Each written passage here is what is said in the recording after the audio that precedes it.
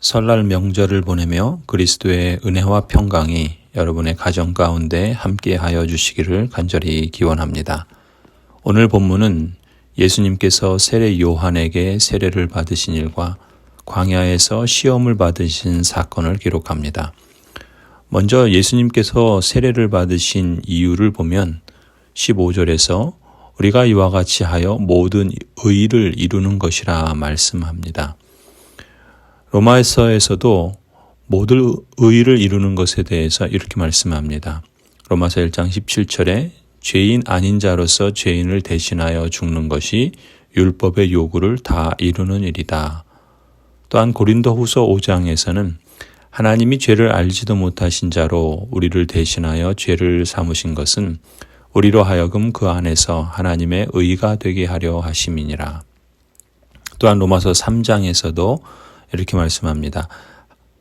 이 예수를 하나님이 그의 피로 인하여 믿음으로 말미암는 화목제물로 세우셨으니 이는 하나님께서 길이 참으시는 중에 전에 지은 죄를 간과하심으로 자기의 의로우심을 나타내려 하려 하심이니 곧 이때 자기의 의로우심을 나타내사 자기도 의로우시며 또한 예수 믿는 자를 의롭다 하려 하심이니라. 곧 예수 그리스도께서 세례를 받으심으로 우리의 죄를 대신하여 죽으시고 율법의 모든 요구를 이루신 것이죠. 그래서 우리의 죄가 예수 그리스도에게로 전가되고 또 예수 그리스도께서 모든 율법을 이루신 의가 바로 우리에게 전가되게 하시는 것이죠. 그럼으로써 우리를 의롭다 하시고 또한 하나님의 생명의 놀라운 은혜를 우리에게 허락해 주신 것입니다. 두 번째로 예수 그리스도께서 시험 받으신 사건은 세 가지 큰 질문을 우리에게 던집니다.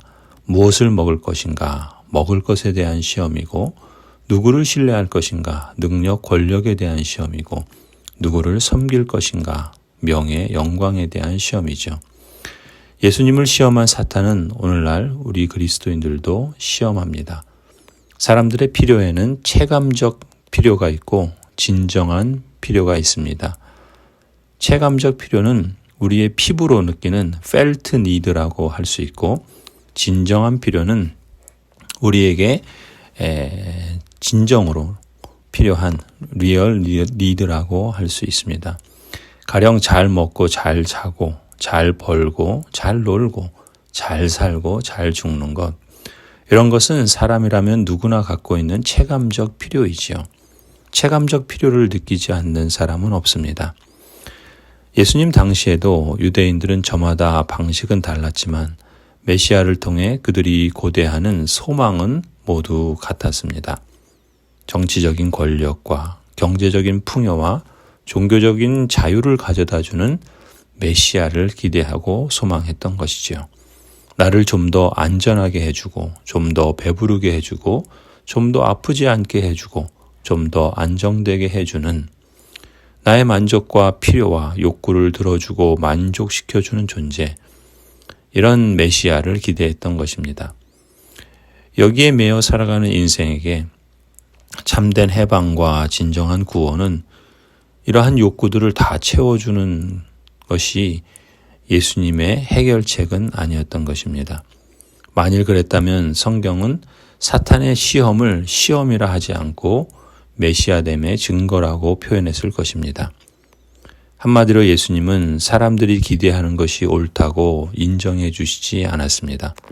오히려 그런 사고방식과 그런 삶을 추구하는 사람이야말로 사탄의 꾀임과 시험에 넘어간 것이라고 말씀합니다. 하나님의 뜻을 따르는 삶이 아니라 사탄의 올무에 걸리는 삶이라는 것이죠.